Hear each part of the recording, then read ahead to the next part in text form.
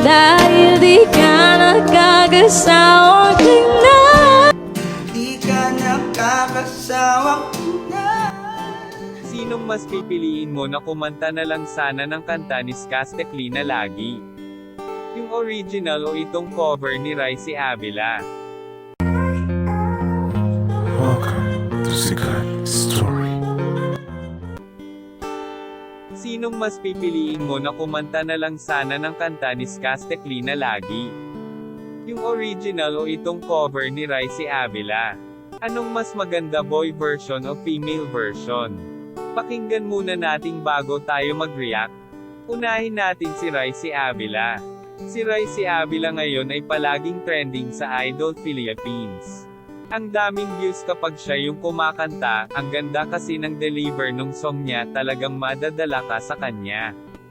Kaya kung kakantahin ni Raisi ito, lagi ay tiyak na talagang magte-trending din ito. Makikita mo sa video na relax lang at ganda ng atake nung song. Okay lang, nandito Napaka-smooth kahit hindi gamitan ng auto-tune.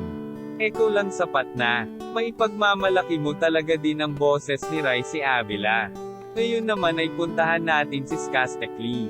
Si Skastekli na palaging trending ngayon at bawat release ng kanta ay milyon talaga. At palagi itong nasa top trending music sa YouTube.